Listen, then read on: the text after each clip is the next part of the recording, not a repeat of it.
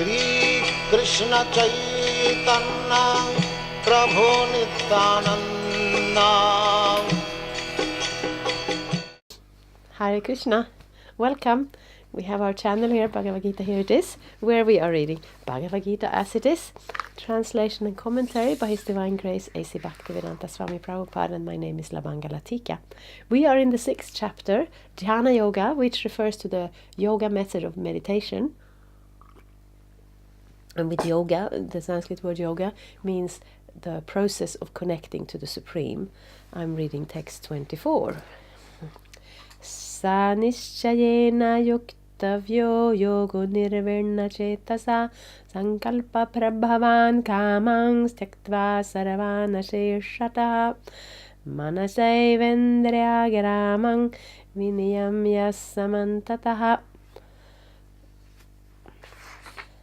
One should engage oneself in the practice of yoga with determination and faith, and not be deviated from the path. One should abandon, without exception, all material desires, born of mental speculation, and thus control all the senses on all sides by the mind. Purport: the yoga practitioner should be determined and should patiently prosecute the practice without deviation. One should be sure of success at the end and pursue this course with great perseverance, not becoming discouraged if there is any delay in the attainment of success. Success is sure for the rigid practitioners. So, practicing yoga, we find that there are several yoga systems described in the Bhagavad-gita. The main one, of course, that Krishna stresses, and that in turn we are following in that line and stressing it also, is Bhakti Yoga. But the principles for the different yoga systems are the same. And here this determination and faith, very important aspects of practicing yoga. Yoga isn't something, now I feel like it, now I don't feel like it. Because especially with this Dhyana Yoga, but any form of yoga, the process takes some time and takes some practice. Success is sure for the rigid practitioner. Regarding Bhakti Yoga, Rupa Goswami says, Utsaha nischaya dharyat tat karma pravartanat sangatyagat sato vritte sadbhir bhakti prasiddhyati. One can execute the process of Bhakti Yoga successfully with full-hearted enthusiasm, perseverance and determination, by following the prescribed duties in the association of devotees, and by engaging completely in the activities of goodness. So this is very helpful, and it sounds kind of simple. Continue and be, enthusiastic about it. But it's a principle that works. So Bhakti Yoga and Jnana Yoga also, but I'm more familiar with Bhakti Yoga, is such that it may take some time, and sometimes life can be a little bit discouraging. Life can throw up obstacles in our path, and sometimes we see that a person who has been practicing Bhakti Yoga for some time, in the face of adversaries, they may give it up. The point is, though, that the difficulties in Bhakti Yoga, this Jnana Yoga is another thing. If you have to sit down in meditation and quiet the mind and the senses, that is admittedly very difficult. And it's easy to understand that a person might be discouraged and not manage to continue. Bhakti Yoga, on the other hand, the difficulties one faces in Bhakti Yoga aren't really, if one faces difficulties in Bhakti Yoga, it's not mostly because of Bhakti, it's mostly because of living in the material world. To give up one's practice in Bhakti Yoga doesn't remove the difficulties, because the difficulties are not because of Bhakti.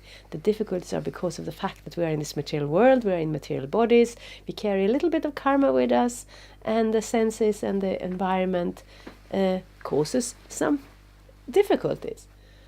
But if in the middle of that we can hold on to our process of Bhakti Yoga, then we'll make spiritual advancement. And if we give up our practice of Bhakti Yoga, we may pause our progress in spiritual life. But it will not remove the difficulties, because difficulties is a built-in part of this material world. Really, it really, really is. And these principles, utsahan, nishchaya dharyat, with enthusiasm and perseverance and determination. That's very important, because if you're enthusiastic, it makes things so much easier, even on a material level. They have done these kind of experiments, like if you try to, you be a little morose and a little down and a little sad, and then you try to be very straight. It's very difficult to be morose when your spine is straight and your chest is open. It's difficult to maintain that moroseness. So it's even a little trick of how do you say, fake it till you make it. We do not advocate to artificially try to pretend to be Krishna conscious, but what we say is that if you can hold on to that kind of enthusiasm and continuing with the process, it makes it a lot easier, actually. As for determination, one should follow the example of the sparrow who lost her eggs in the waves of the ocean. A sparrow laid her eggs on the shore of the ocean, but the big ocean carried away the eggs on its waves. The sparrow became very upset and asked the ocean to return her eggs. The ocean did not even consider her appeal. So the sparrow decided to dry up the ocean. She began to pick out the water in her small beak, and everyone laughed at her for her impossible determination. The news of her activities spread, and at last Garuda, the gigantic bird carrier of Lord Vishnu, heard of it. He became compassionate toward his small sister bird, and so he came to see the sparrow. Garuda was very pleased by the determination of the small sparrow, and he promised to help. Thus Garuda at once asked the ocean to return her eggs, lest he himself take up the work of the sparrow. The ocean was frightened at this and returned the eggs. Thus the sparrow became happy by the grace of Garuda. Similarly, the practice of yoga, especially Bhakti Yoga and Krishna consciousness, may appear to be a very difficult job. But if anyone follows the principles with great determination, the Lord will surely help, for God helps those who help themselves. Yes, this is actually a very good example, because we see in the other yoga methods, it is down to the determination, the strength, the qualities of the practitioner. Bhakti Yoga is a little bit like that bird. She tried her very best out of some devotion to her baby eggs. You say that? Well, her babies were there. They were not manifested yet. And she cared about them. She was very determined. She didn't consider how hopeless it was, because it was all she could do, so she did it. And then Garuda, who is a totally different level of bird. The ocean did not laugh at him when he came around. He simply gave it up. So with a devotee, we actually try to face the material energy and saying, no, thank you, I'm going to oppose you. I'm not going to be part of this structure anymore. I'm going to take shelter of Krishna's lotus feet and serve him. And this is very much, against the current of the material world. The material world is such that the senses, the mind, they draw us here and there for different forms of enjoyment in a more or less selfish way. And surrender to God, that's what we kind of avoided. That's why we're here.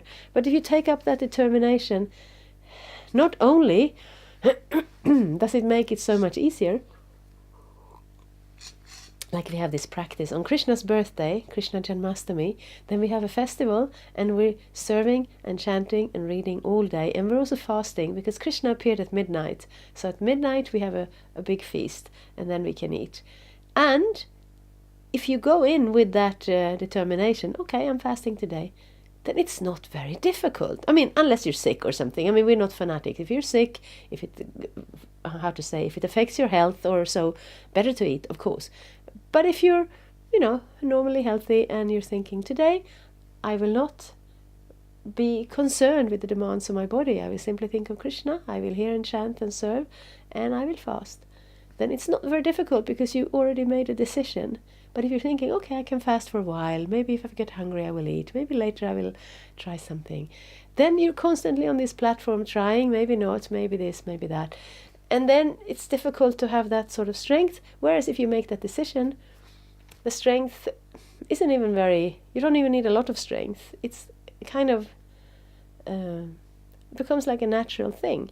So with Bhakti Yoga, the same thing. And on top of that, when we try our best with whatever little capacity we have, like the little sparrow. We try to empty the ocean of the material world, which of course is impossible. But then Krishna steps up and meets us. It is said that when you take one step to Krishna, then he takes 10 steps to you. And whenever I say that, someone always chimes in and says, actually, he takes 100 steps. So I don't know how many steps Krishna takes.